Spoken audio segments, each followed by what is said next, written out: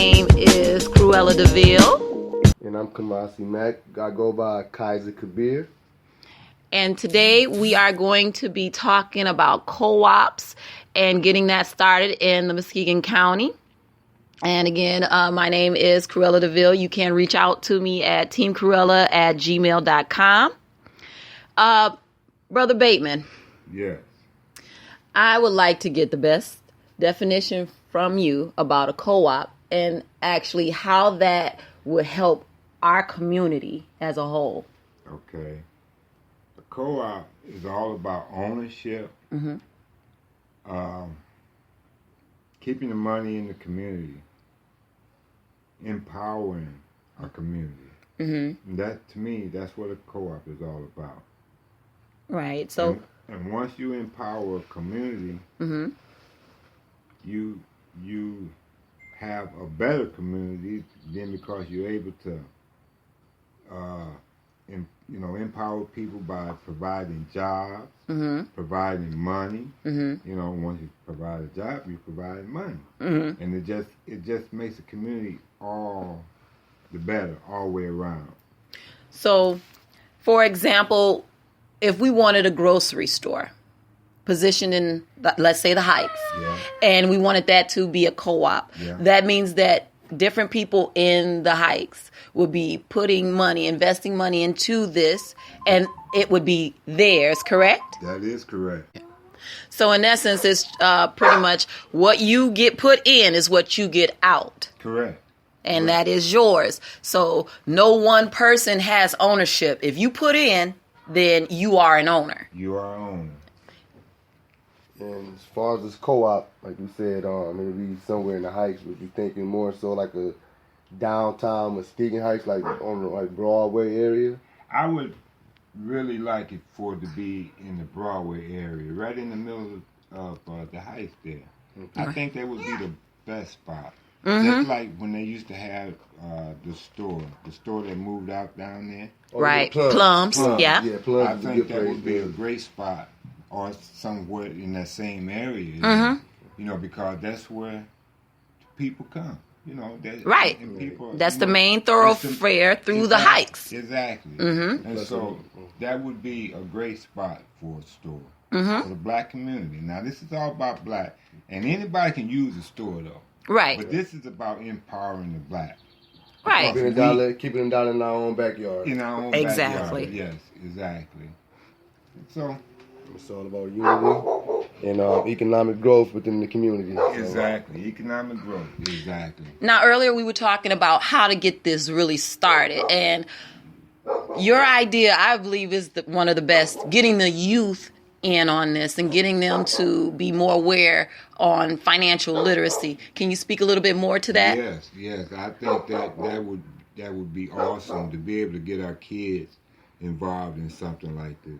It not only teaches them how to run a business, it gives them the opportunity to become, branch out even farther. Once the co-op is up and running, it helps them to know how to manage money, how to invest money, to start other businesses, and it also keeps them out of trouble. Yeah. See, we have a bunch of problems here in Muskegon with our youth. Not only here in Muskegon, but all over. Right. But the problem is because they're not being led right because there's nothing for them to do.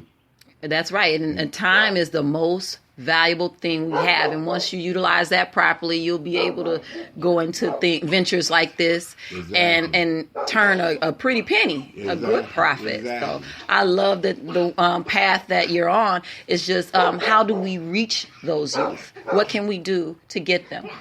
Well, now that I haven't figured out yet. Yeah, I haven't figured. I think it should start maybe somewhere like with the group that we were speaking of earlier, the Young Brothers. The Young Brothers. Okay. To start there, and the group that went to Ghana, Africa, kids that's doing something. Right. That's already doing something. They may be able to pull other kids. Once other kids see these kids doing things like that, it's very possible they would join in. Right. Get kids that's going to college, that's doing business, courses, things like that. Right. I think that would be the best way, the best route. Yeah. And see, that's a good idea because as far as the young brothers with John Covington, PA, Bernard Laudermill, and a few other older brothers.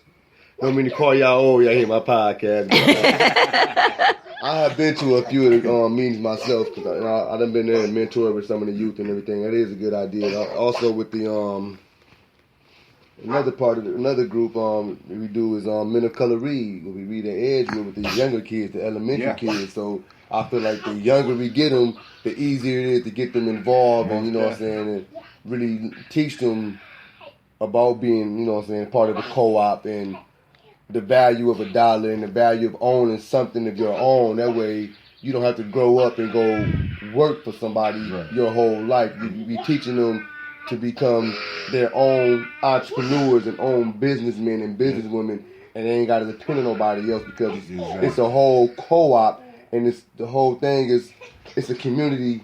It's a whole community effort. Community effort. And like you said, it takes the village to raise a child, and if we got the community putting all into this co-op, then we got the kids running it and everything. It's good for, what I'm saying, as far as the community. The kids would have an example. Yeah, have an example. Yeah, they would have an example, and that's part of the problem all over the United States. The kids don't have examples. The kids are not being taught how to run businesses. Yeah. They don't teach that in the high school. Yeah. And that's another thing that we as black people need to do. We need to start our own schools to be able to teach the kids the right thing and the truth. We need the truth to be told. That's right. What's really happening. I'm gonna teach this little man right here. We got Aiden here doing the podcast too, y'all. I'm trying to keep it calm. Yeah, he's putting his little 2 cents in every now and again. But I just real quick, final thoughts. Question of the day. Yeah. What can we do to make Muskegon County better? Educate. All righty. And how can people get in contact with you if they want to know more about the co-op efforts? Well, they can reach me on Facebook. Okay. Alan Bateman. I prefer to be called Brother Bateman, but that's not my name on Facebook. But yeah, you can catch me on Facebook there. You can also give me a call. My number is 616-259-2397. All righty, and thank you. And I like to say this, but co-ops is not nothing new. Co-ops have been around for hundreds of years. Yes, indeed. And black people used co-op back in the day. Black Wall Street was a prime example. Exactly. Prime example. Yeah, and so, a lot of people say co-op. What is a co-op, And it's funny, they ask that and they talk about Black Wall Street. So yeah. I think that's interesting. Yeah, and so that's education. That's all, it will make everything better. Yeah. And it's not rocket science. Not at all. It's not rocket science. You just think about, I want to say this, okay? It might sound a little corny, but like when you go buy yourself a candy machine, you put it in your house, and every time you want a candy out of there, you got to put a nickel or a dime or whatever it is. Right. It's the same concept with a co-op. You own the co-op, you buy from the co-op, you are saving money. You are putting money back into yourself. And it can definitely happen because we know of like the Chinatowns of the world and things like that. Those are exactly what they are. They just invest in their own. That's right. It's truly been a pleasure speaking with you. My name is Cruella DeVille. We've been here with Brother Bateman. And I am Kamasi Mack. I go by Kaiser Kabir. I can be reached on Facebook under Kaiser Kabir. And my email address is abstractpoet7@gmail.com. And thank you all for listening to our podcast with Brother Bateman about co-op. And baby Aiden got something he got to say first. Yeah, he always has something to say. But thank you guys so much. Peace and blessings. We're out of here.